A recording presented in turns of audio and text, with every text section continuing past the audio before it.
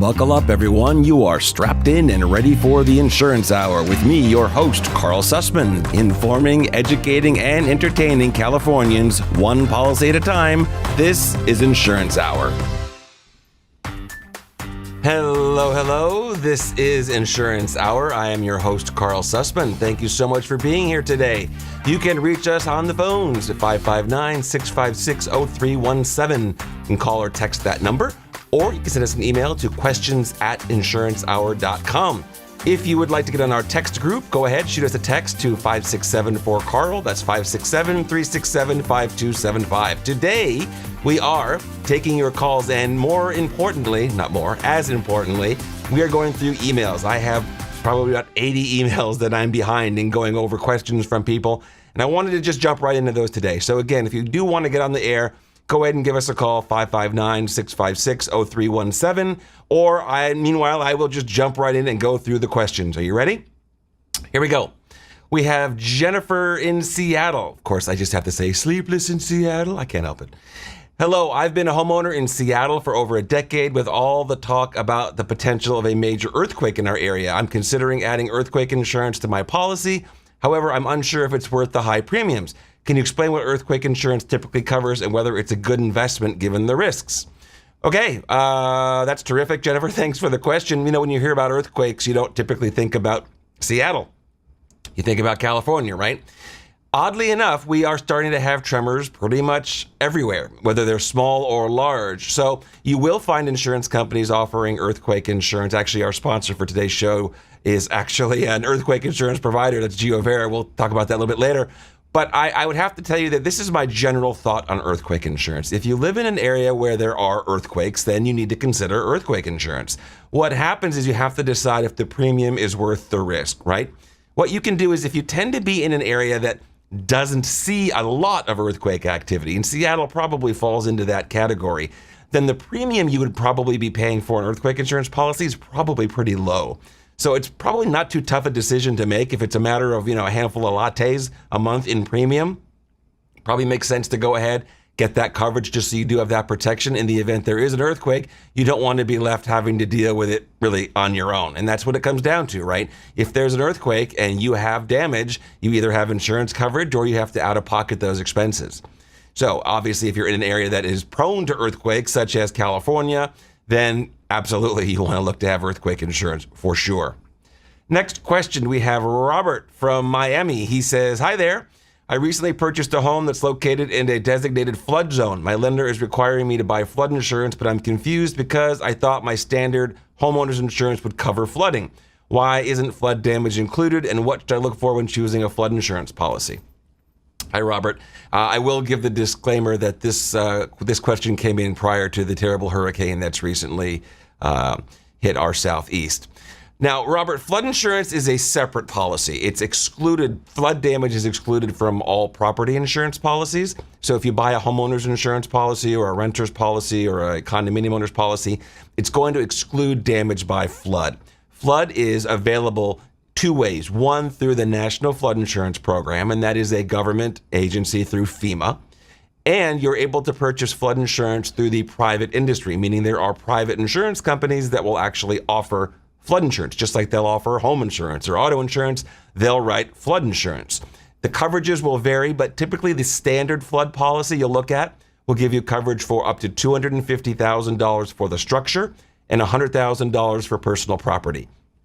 If that's sufficient for you, then that's probably the standard policy you're looking for. It can be relatively inexpensive depending on where you are to relatively expensive, again, depending on where you are. Similar to the earthquake insurance question that we just had, understand that if you're in an area that is prone to having a particular type of loss, then your premium is going to reflect that, which kind of makes sense, right? If you're expected to have more claims, if the potential of having a loss is higher, the premium is going to be higher as well. It kind of makes sense, right? That tracks, as my kids would say.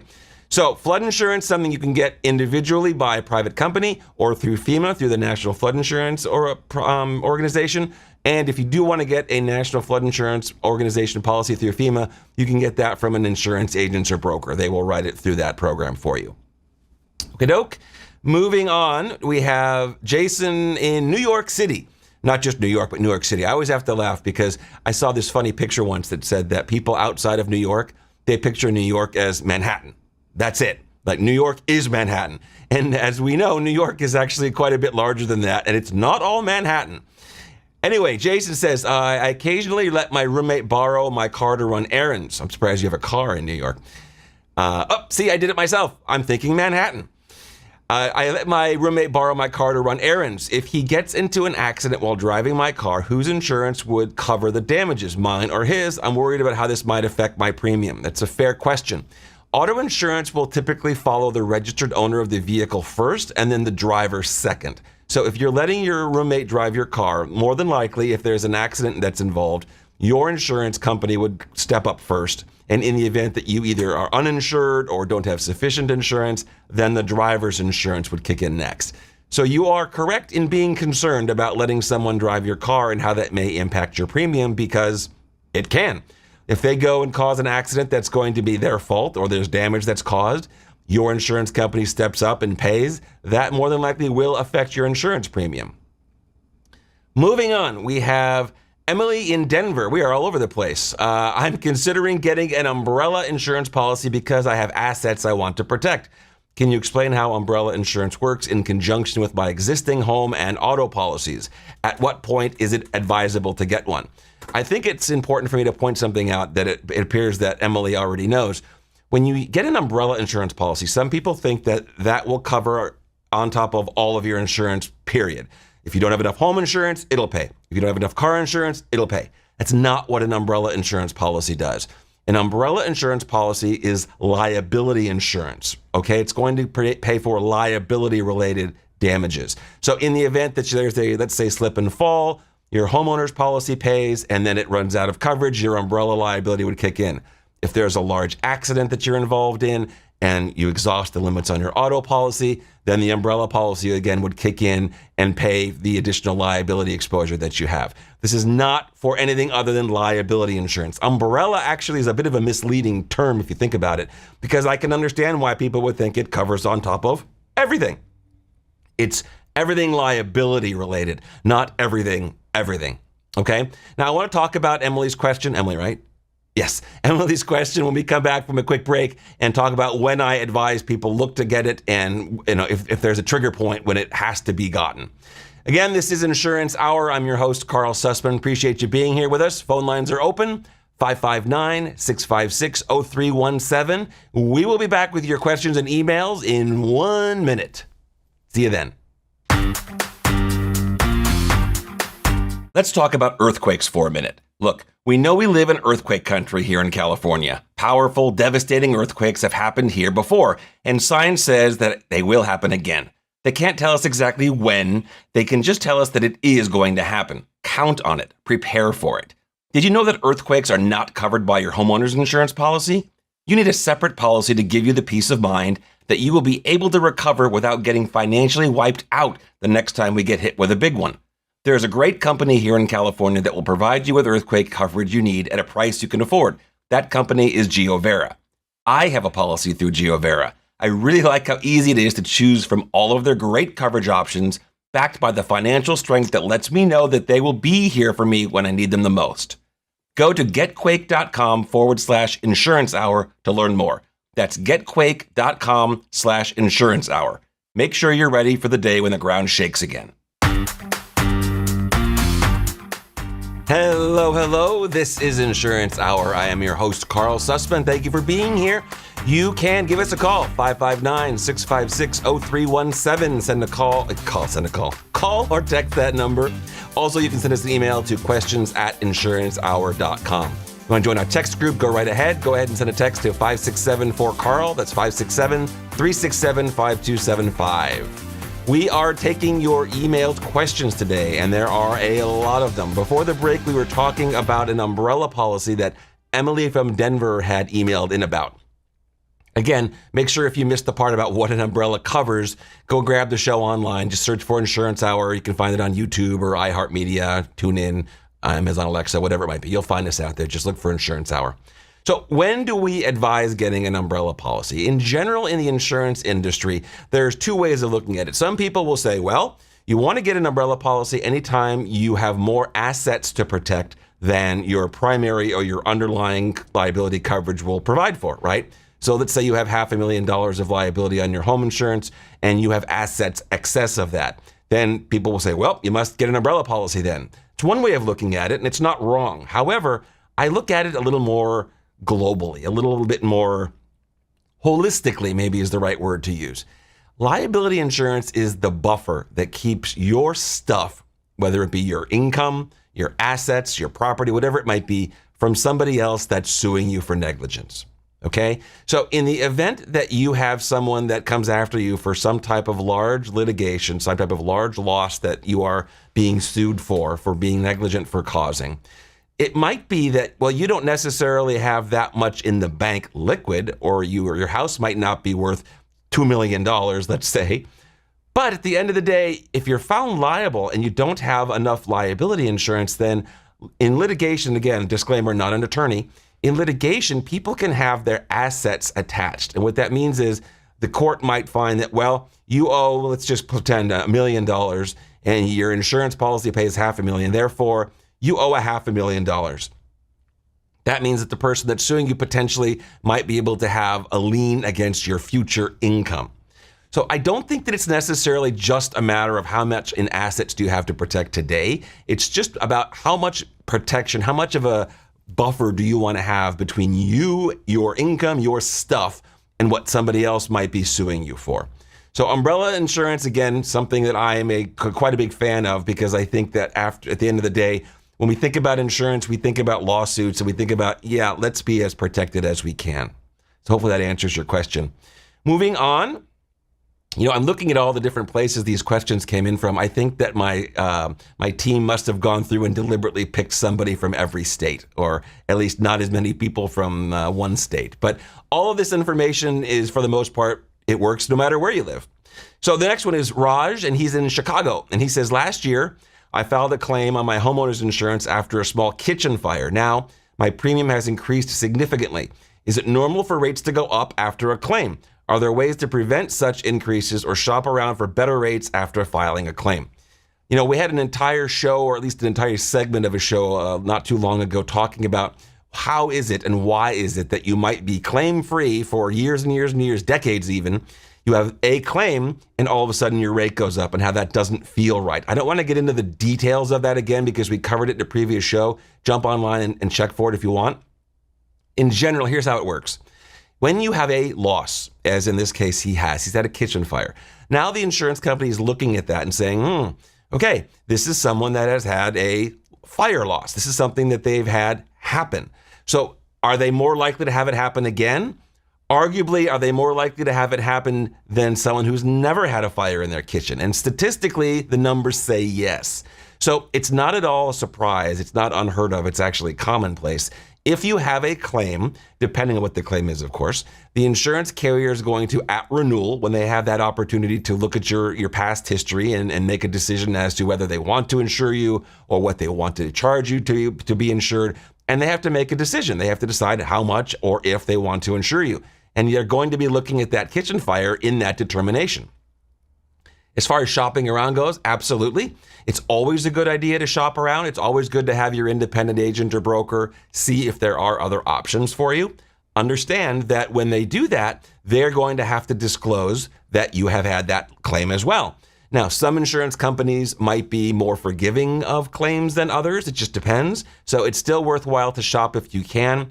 My generic suggestion, recommendation, call it what you will, is unless you're looking to save significant dollars and you've tried everything with your current carrier, moving from one insurer to another, especially right after a claim, tends to not be always the best move. Again, unless there's a significant reason to do it.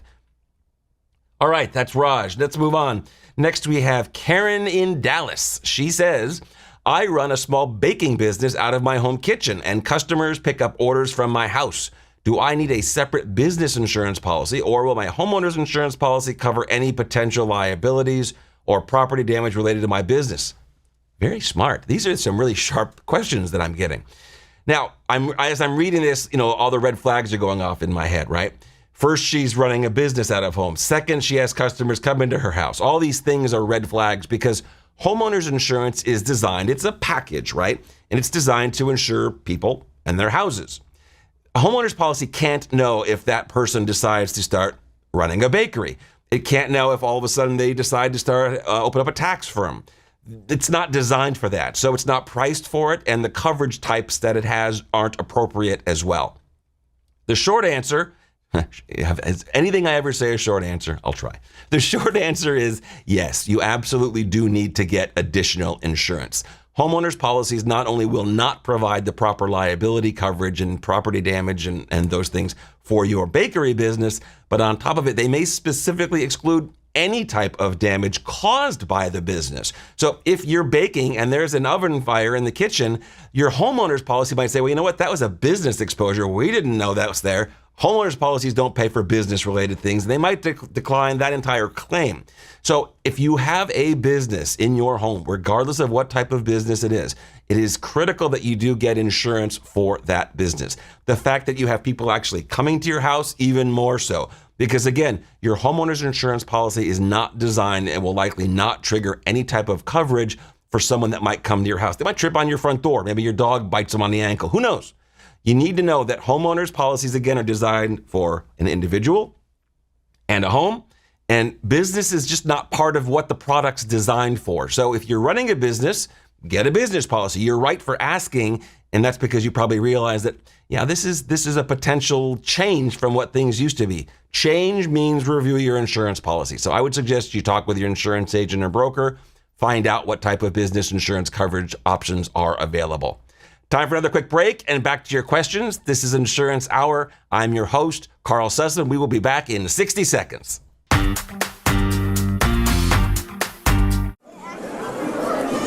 Ladies and gentlemen, boys and girls, in just a few moments, the Window to the Magic podcast show will begin. My name is Patrick. My name is Calvin. I'm Mouseketeer Gray. My name is Paul, and I will be your guide through the wonderful world of Disney sound experiences. This show is a weekly trip into the world of the Disney theme parks and resorts. And this is the place where you get to use your ears to surround yourself with the magic. For your safety, please remain seated while listening to the WindowToTheMagic.com podcast. Maybe there's a name for this, something like Disnotic obsession.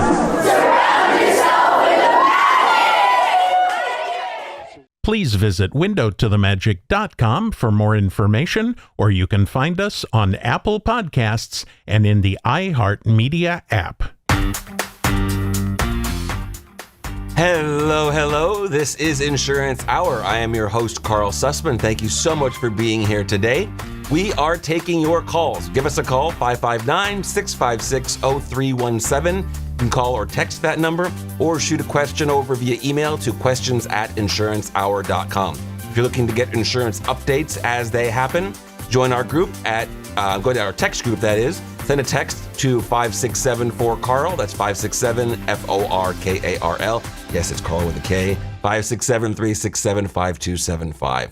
If you've missed any part of this show, we've been going through questions that people have emailed in. Jump online and go find it. You can find it anywhere online. Just go to insurancehour.com. You can check on Apple Podcasts. You can check on YouTube. You can go to iHeartMedia, TuneIn, Spotify, you name it. We're out there. Good stuff today. Let's go on to the next question. We have from Alex in Portland. Portland Alex says, I'm reviewing my homeowner's insurance and noticed options for replacement cost versus actual cash value coverage for my belongings. What is the difference between these two, and which one offers better protection in case I need to file a claim? Again, these are spot on questions. All right, replacement cost versus actual cash value. Now, he's talking about specifically how it impacts his personal property. So let's address that. Let's say there's a loss and he's filing a claim for his television and for his computer. Let's just say those two things were damaged. If he has a replacement cost policy, the insurance company is going to say, okay, go purchase your new television, go purchase your new computer, and we're going to pay up to policy limits for replacing those items. It's replacement cost, the cost to replace, right? Make sense? Actual cash value says, okay, well, that was a 5-year-old TV. It's probably worth about $1. I'm kidding. 5-year-old TV is probably worth $100, $150. Who knows? Not a lot, right? That's all they're going to pay you. Same thing for the computer. Well, what's the actual cash value? What's the value of a 5-year-old laptop? Probably not a lot. That's what they're going to pay you. Very, very, very different way of settling a claim. We actually did an entire show on claims and settling claims. If you missed it, it's a great one. It was with a special guest, Rachel Goldman. If you go online and search for Insurance Hour Claims Interview or Insurance Hour Rachel, you'll probably find it. Good show. This is one of those things. It's important for people to understand what it is and how claims are settled. Replacement cost is what you typically want to have, right? You are not looking to have a loss and have the insurance company depreciate what you've had lost and then at the end of the day say, here's what it was worth, here's all you get. You're looking to repurchase it, right? That's what you want. That's typically what we think about when we think about insurance. I lose something, something's damaged, whatever the case may be, I get a new one. That's what you're looking for. Sometimes in the business, we call replacement cost new for old. Even though it's a 5-year-old television, we're going to pay you to buy a new television, right? In some ways, it seems wrong because you're not supposed to be better off than you were after a claim as you were before. But in this regard, carriers are not going to say, okay, go find yourself a 5-year-old TV and we'll pay for it. They're going to say, we're going to replace the TV, go get it, and we'll pay for that amount for a new TV. Now, as I just indicated, if they were to say, go find a 5-year-old TV, which they don't, we'll pay you for it, actual cash value would be the amount that they pay. Make sense? So yes, you definitely want to look for replacement costs where you can and be sure that you see it on your policy, and if not, ask why, because you probably think it's there even if it's not. Next question we have from Sophie in Atlanta. My agent suggested adding uninsured motorist coverage to my auto policy, but I already have comprehensive and collision coverage. Do I really need uninsured motorist, and what are the benefits it provides that aren't already covered? Is he trying just to charge me more? Okay, auto insurance is a great type of coverage because it's very granular. You can pick and choose what type of coverage you get. It's one of the reasons that it's frustrating or difficult in our industry when someone says, I want full coverage. Well, what's full coverage? Is it absolutely everything? What about deductible? So let's start from this. Comp and collision for the vehicle is going to cover damage to the vehicle that you have. Collision coverage is going to pay for damage to your vehicle while the vehicle is in motion. Comprehensive coverage is going to pay for damage to the vehicle while the vehicle is not in motion. It also includes things like fire and theft, somebody walking by and keying the car. You know what? Can people do that anymore? Everybody has key fobs. How do you key somebody's car? I don't understand. All of a sudden, this is mind-blowing to me. But you understand the difference now between physical damage, between comp and collision. So you have that. Uninsured motorist is a totally different coverage type. In the event you have an accident with someone and that other person does not have insurance or doesn't have sufficient insurance to pay for your injury or your damages, then uninsured motorist would step in to do that. Totally different coverage than just having physical damage coverage on your automobile. Uninsured motorist coverage is such an important type of coverage that in some states, such as California, I know off the top of my head, there is a specific form that the Department of Insurance mandates you sign, either accepting uninsured motorist or specifically declining it. That's how important it is. Pretty important stuff, right?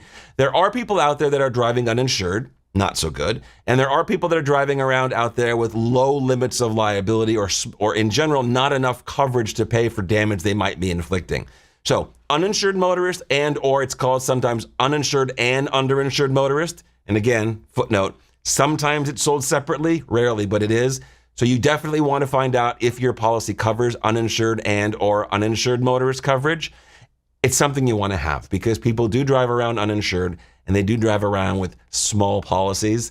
And let's face it, cars are expensive. Medical care is expensive. You want to be sure that if you have an accident, which is bad enough, the last thing you want to have to start dealing with is medical bills and who's going to pay. There's not enough money to pay for your car and things like that. All right. Carlos in San Diego. I'm planning a major home renovation that includes adding a second story. Should I notify my homeowner's insurance company before starting the work? How might this renovation affect my insurance premium? Oh, Carlos, this is a juicy one. I love this. This is probably one of the most overlooked issues that happens. People think they can make changes to their home and somehow it just doesn't affect their insurance policy. If you stop for a second, we're going to go into detail about this right after the break, but think about this over the break.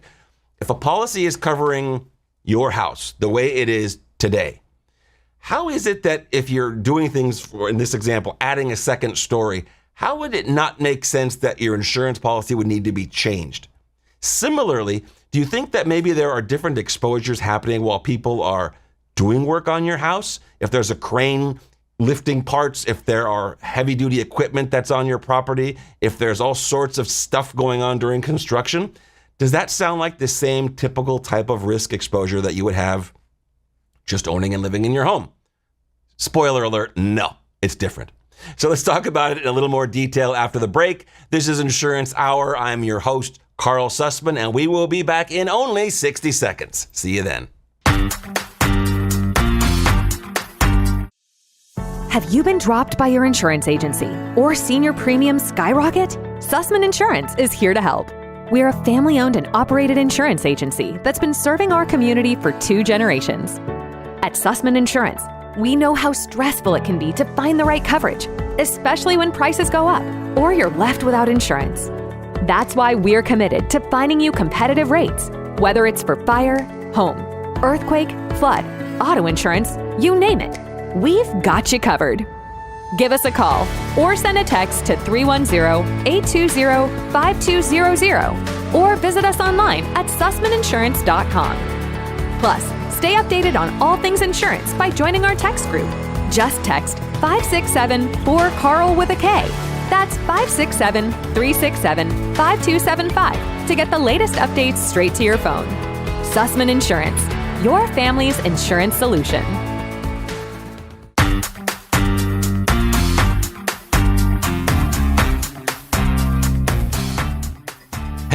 Hello. This is Insurance Hour. I am your host, Carl Sussman. Thank you so much for being here. Phone lines are open, 559-656-0317. Call or text that number. Send your questions in to questions@insurancehour.com. You want to join our text group, go right ahead. Send us a text to 567-4CARL. That's 567-367-5275. Send us a nice text. Don't be obnoxious. By the way, the text group is not updated very often. There's only information being sent out if there's something very time-related or significant happening. We're not sending information, hey, this company is leaving. Hey, this company is changing their rate. No, this is for very specific, important information. Here we are, back answering your questions. If you've missed any part of this show, jump online, go look for it. Just go to insurancehour.com or just check on YouTube or iHeartMedia, TuneIn, Alexa, Spotify, wherever you listen to your stuff, we are there. Also, before I go on, I want to thank our sponsor for being so good to us, to this channel, GeoVera Insurance Company. I have earthquake insurance with GeoVera, and as you can imagine, I could get my earthquake insurance pretty much everywhere. Every carrier wants to have the brokers that write the insurance with them. They want them to be able to say what I'm saying right now, which is, well, I have my insurance there. I choose to have my insurance with GeoVera, and actually I have for probably 20 plus years, maybe even more. I like them. The coverage is good, the rates are good, the financial solvency is excellent.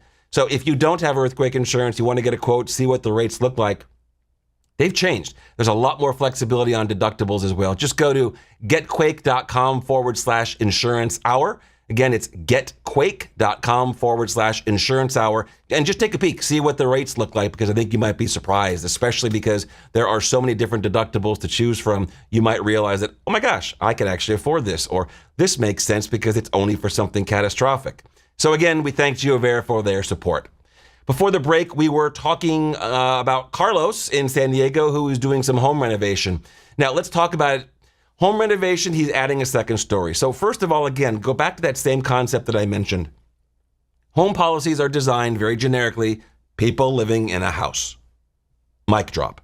Now, someone doing construction on their house, that's different. That's not something that happens to everybody. If it did, then the policy would cover it and the price would be adjusted accordingly. So when you're going to be doing work on your house, there are basically 2 stages to be aware of. One, when you're doing the work, and second, when you're done with the work. When you're doing the work, reach out to your agent and broker, tell them what the work is that's being done. Depending on the insurance company, you may need a separate policy. You may need to make an endorsement, fancy name for change, to your existing policy. It just depends on the insurance company. But I can promise you, you're not going to do nothing. You ain't doing nothing because there's a different exposure, especially when you're looking to add a second story to a house. The second part is when the work is complete. Because guess what? I know you know this. If you're putting money in having work done on your home, that's going to increase the value of replacing your home by probably at least what you just paid to do it, right? If you paid $250,000 to do renovations on your home, well, you probably are going to want to insure your home for that much more money because if there's a loss, you just put all that money in. You want to be sure that whatever you did to the house, there's sufficient coverage in there to do it. Replacement cost values are a big deal. Be sure that you take as much time as you can, work with as many tools as you can and people as you can, even get some estimates from licensed contractors, provide them to your agent or broker if you want to, and let them see what the actual replacement cost is going to be. Don't just guess. Don't just go about and say, well, one estimator thinks it's going to be X dollars a square foot and just move forward. Everyone's home is different. Everyone's home is different. A wise agent said to me once, many, many years ago, he said, you know what? It doesn't matter how much insurance you have. When there's a claim, there's just never enough. Really unfortunate, but somehow it feels true, right? When there's a claim, you just feel like you want to not have to worry about how much coverage you have. So when you're doing work on a home, and this is the next obvious question, well, at what point during the construction do I need to increase my home value? Again, talk to your agent or broker. Depending on if you're adding something to your existing policy or purchasing another policy, you want to be sure that you have protection throughout the construction time, not just on day one and not just when everything is completely done. You want to be sure that you have coverage throughout the entire time period. Renovations, work done on your home, talk to your agent or broker. It's important. Don't assume, oh, if I don't tell them, everything will just be okay, right? I'll ask for forgiveness and not permission. Not going to happen. That doesn't work with insurance companies. If you have a policy, which is basically a contract with an insurance company, and it says we're not going to pay if you're doing X, Y, and Z, and you say, I just won't tell them I'm doing X, Y, and Z, and they'll pay for it if there's a claim. Not going to happen. All right? And again, we're not talking about tons of money either, by the way. Unless you're doing something massive, you're tearing your house down to the studs, and you're going to be doing work, then you might be looking at a significant premium because, again, you're doing significant work. Believe me, the amount you're going to pay for the type of policy that you need is a fraction compared to what you're probably spending on the house itself. All right? Did I beat that one enough? Let's move on to the next question. This is Olivia in Boston. Since the pandemic, I've been working from home and rarely drive anywhere. Well, it's kind of sad. Should I inform my auto insurance company about this change or not? Will it help my premium? First of all, the short answer again is yes. Vehicle usage is a large part of how insurance companies will determine what your premium is. A large part, which makes sense. Someone that drives a ton is going to be on the road more. It has more exposure than someone who does not drive a lot. Makes a lot of sense. So if you're working from home, you want to be sure that your insurance carrier knows that and they adjust your rate accordingly. Because let's just say in the past, you used to be I'm going to date myself and say door-to-door salesman. You might have been doing a lot of driving. And if you're doing a lot of driving, you're on the road a lot, then the insurance premium was going to reflect that. If you're not driving as much on the road, you're less of an exposure because you have less likelihood of having an accident, and your rate will reflect that as well. So definitely, Olivia, reach out to your insurance company and let them know. Say, hey, I am not driving my car that much. Here's my odometer reading. You want to compare it to the last time I had my odometer checked? By the way, that's a great way of saving money with a lot of insurance companies. You might just call and say, hey, I'm driving less, charge me less. And they're going to say, how do we know? So if you're able to give an insurance company 2 points in time where they can see your odometer reading, maybe you went to have your oil changed and you've got the receipt or something along those lines of service for your car, and that was a few months ago, and you can provide that to your insurance company along with maybe a picture of your current odometer, then they can look at that, do a little bit of math and say, now I have an idea of how much this car is being driven. That could potentially save you a lot of money on your car insurance. We talked about ways to save money on insurance in a previous episode as well. If you want, just jump online and search for it. Look for Insurance Hour, how to save money, or Insurance Hour, or auto discounts, something like that.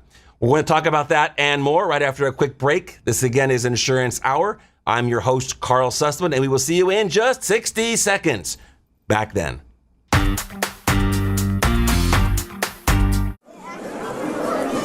Ladies and gentlemen, boys and girls, in just a few moments, the Window to the Magic podcast show will begin. My name is Patrick.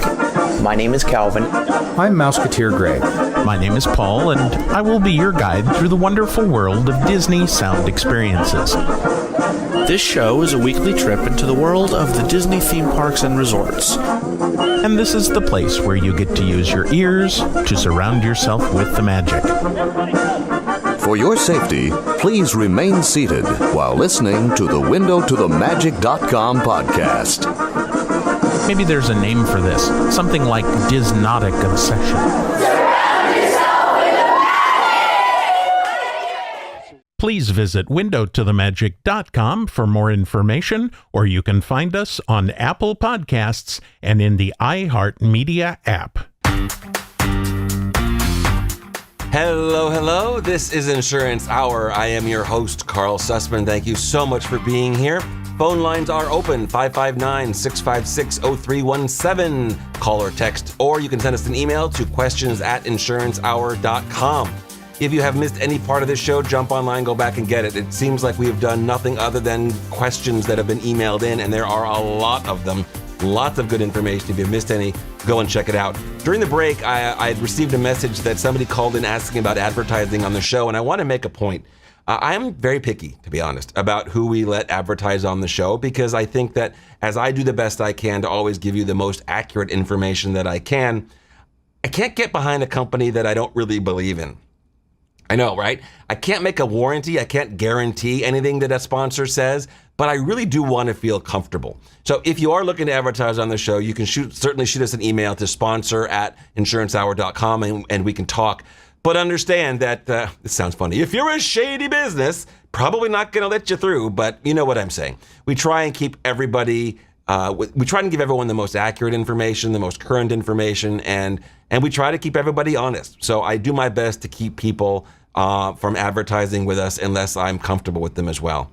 Actually reminds me, I always like to point out at some point during the show that while I do the best I can to provide you with the most accurate information I can, sometimes I get it wrong. It happens. So if you hear something that does not sound right or you've heard otherwise, please do reach out and let me know, because if it turns out that I'm giving you incorrect or outdated information, I want to know about it. And I will definitely put that information back out so everybody can be aware of it. No ego involved here. I want to be sure you're getting the most accurate information that you can. That's my goal.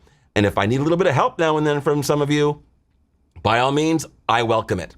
Let's get back to some of our emails. And I thought we had a question that was calling in, but apparently it was a false alarm. So let's go on to the next question. Question is from Mark in Houston. I've heard that bundling my auto and home insurance with the same company could save you money. How significant are those discounts typically, and are there any downsides? You know, I always get a kick out of this. There was a particular insurance company, I can't think of which it is right now, that started marketing bundle your insurance. And those of us in the industry started chuckling because we've only been saying that forever. That's not a new concept of having your insurance for, let's say, your property, your home, and your car with the same company. It is not new. We've been doing that since the beginning of time. So to all of a sudden see an insurance company start talking about bundling your insurance as if, oh my gosh, we have revolutionized the industry because we're doing this now, was a little bit funny.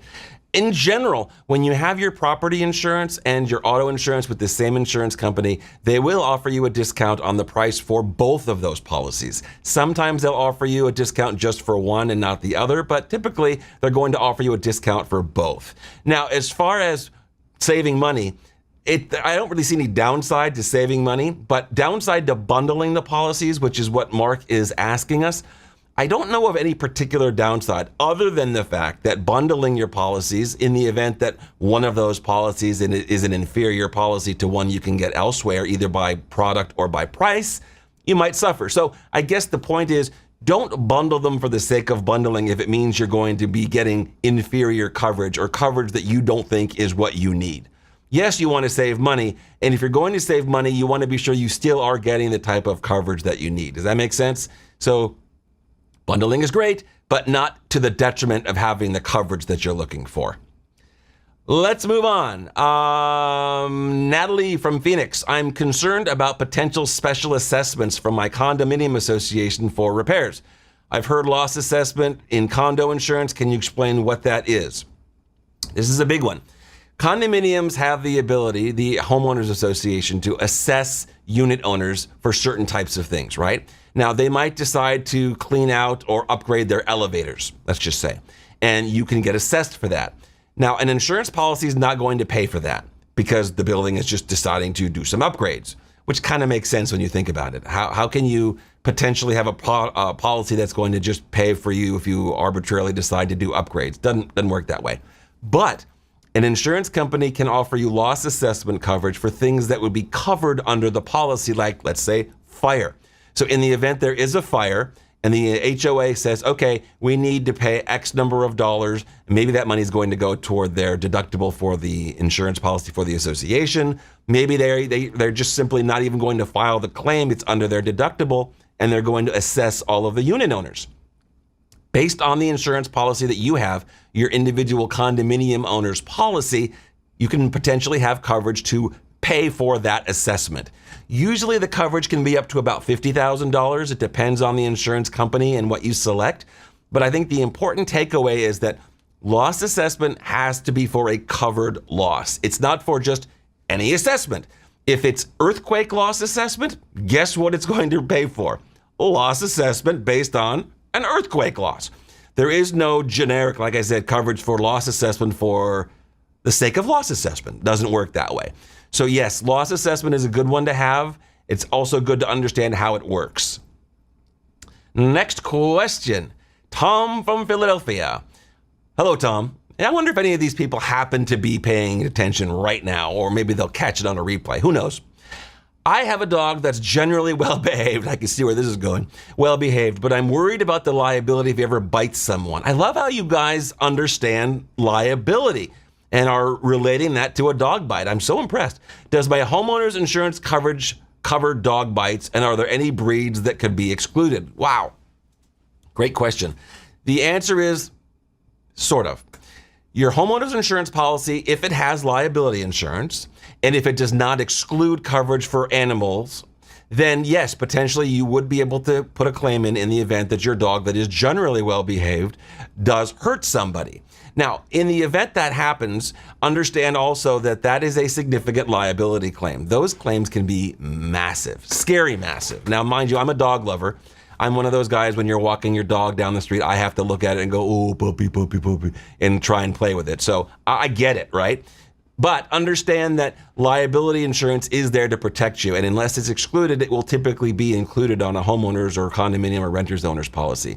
As far as specific breeds, many insurance companies do have breeds of dogs that they will exclude, or they will not write your home insurance at all if you have that dog, which is challenging because it doesn't seem to make sense. Why can I not get homeowners insurance because I have a particular dog? Now you understand why. Because they don't have the ability to exclude the dog. That might be a state regulation. So since they can't exclude the dog, and it's a dog on a list that they find is not typically well behaved, they won't offer the homeowners insurance policy as well. So you might have to do a little bit of work. Now, some carriers will give you the ability to get training documents that show you've had the dog trained, things like that. There are some ways to work around this if you need to.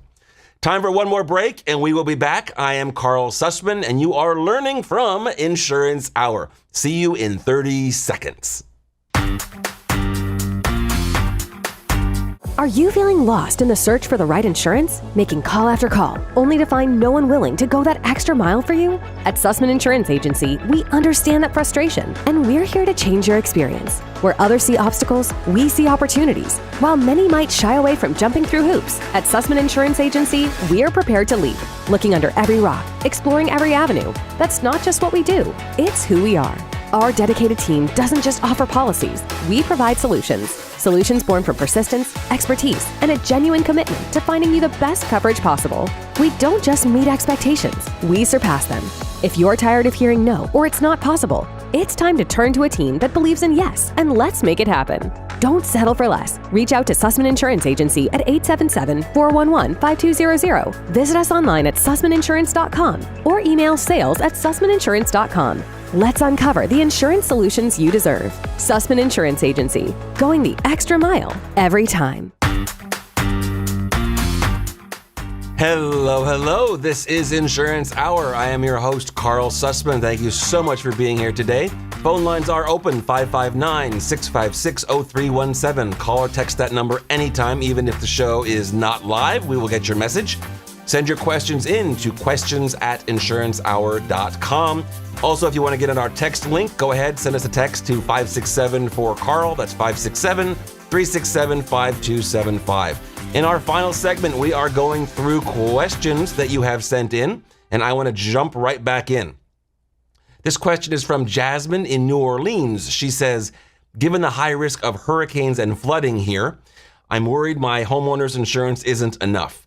What additional coverage should I consider? Well, that's a great question. New Orleans has certainly had its share of natural disasters.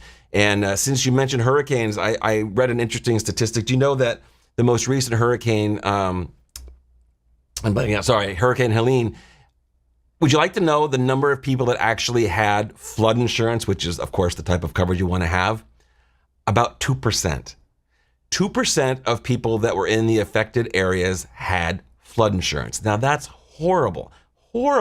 That means that 98% of people in the affected area do not have insurance coverage. That's mind-blowing. So let me address your question.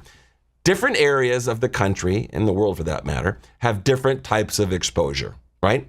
California, it might be earthquake insurance. Florida, it might be hurricanes. New Orleans, it might be levees overflowing and flooding, right? It just depends on where you are. Oklahoma was having some insane hailstorms that was causing baseball-sized hail that were hammering people. I mean, just depends on where you are. Now, most homeowners insurance policies, again, they're fairly cookie cut, they're fairly standard, and they will cover certain things. Now, when you're looking at natural disasters, typically there will be things you have to purchase separately. Flood insurance is one of them. We talked about flood insurance earlier in the show. If you missed it, just jump online, search for Insurance Hour, find the show, and you'll be able to go through and get listen to the topic we talked about for flood insurance. But understand that flood insurance has to be purchased separately. As I just said, only 2% of the people in the affected area had coverage. Earthquake insurance, you have to purchase it separately. Wind insurance in certain states, you have to purchase separately. So insurance policies, again, they are specific and they are generic. The generic policies are the ones you hear about the most. Home insurance, auto insurance. The specific type of coverages for perils that are unique to certain areas that we wouldn't necessarily want to pay for if we're not in one of those areas, things like earthquake, flood, wind, those types of things, you need to get a separate policy for. What I would recommend you do, Jasmine, is go talk to a local independent insurance agent or broker and say, hey, what do I need? What options are available for me as a homeowner in this city? And find out, because every city is going to be a little bit different. And every city and every state and every area is going to have its own unique factors that we need to be concerned about and be sure that we have coverage for. Make sense? All right, let's get to the next one. Luke in San Francisco. I'm renting an apartment and considering renter's insurance. If my laptop gets stolen from my car or someone breaks into my rental apartment, would renter's insurance help? Great question. We talked about this also on an earlier show, that things in your car are not typically covered by your car insurance. And I know that makes a lot of people tilt their head and say, what? Yes, car insurance pays for your car. And again, think about it this way. When you're getting a car, an insurance company is pricing the car, they know what the car costs. They can't possibly know what you keep in the car. So it would be impossible for you to be able to have a product priced to pay for your car and the stuff, since everybody has different stuff in their car, right? Renter's insurance will pay for your stuff, as you're saying. It's Luke, right? Luke. It will pay for your stuff, like your laptop. If somebody breaks into your apartment and steals it, there's likely a limit on things like laptops, so double check your policy for that, but it will pay for that. Renters' policies also will typically have something that's called personal property away from home. Guess where that might be? In your car. So if your laptop is in your car and somebody breaks in and steals it, then you would be able to potentially put a claim in for your personal property away from home for your laptop. Boom, boom, boom, right? Now, this is something that's important that we understand because you don't have the entire amount of personal property that you have at home covered away. Typically, it's about 10%. And again, every policy can be a little bit unique. So if you have $100,000 in personal property at home, you might have $10,000 that's covered away from home. You see how that works? But again, every policy is different, and sometimes you can actually request more. I talked about this also in an earlier show. Be careful when you are leaving things in your car. Don't leave things that are in plain sight. I know it's obnoxious, and sometimes we're just running in to grab a coffee and we come back. It takes no time whatsoever for somebody to bash the window and steal stuff from your car. Throw your jacket over it, throw your hat over it, toss it under the seats, something. Don't leave things that look attractive. We call them an attractive nuisance. Don't leave them in plain sight because you're just making it easy. If somebody is scoping cars out and they're walking down, they're looking in windows and they see a laptop, I mean, that's pay dirt. That's what they're looking for. They'll smash the window, grab the laptop, and be gone in 5 seconds. Literally 5 seconds. I think we're going to actually do a show at some point about some tips that we can do to try and prevent claims from happening. Because again, the best claim is not to have one. No claim means no loss, means no increase in premium. It's all good for everybody, right? The carriers are happy, you're happy. That's a win-win. So with that, I want to wrap up today's show. I appreciate everyone being here and listening. If you missed any part of this show, jump online, search for Insurance Hour. There's a webpage. It's on YouTube. It's on Spotify. It's on Apple Podcasts. It's where else is it? iHeartMedia, TuneIn. It's everywhere. But again, easy enough. Just search for Insurance Hour and you'll find it. This was a great show. I'm so glad for all of your questions that were coming in. We have many, many more. I will keep answering them in future shows. Keep them coming in as well. Keep them fresh. I want to make sure that if you have a question, I could answer it. And if you have that question, chances are other people have that same question as well. Thank you again. This is Insurance Hour you have been learning from, and I am your host, Carl Sussman. Take care. I do want to thank all of you for taking the time to listen today. I know insurance is not necessarily the most sexy concept. It's not the most exciting thing in the world. It is important that you understand what it is you're getting, what you should be looking for, red flags, you name it. You just need to know more than you used to. Things are more complicated than they used to be. If you have any questions, please reach out to me directly. You can email your questions to questions@insurancehour.com or call and leave a voicemail at 559-656-0317. Educating and entertaining Californians, one insurance policy at a time. This is Insurance Hour. This show is dedicated to Shamrock Papa.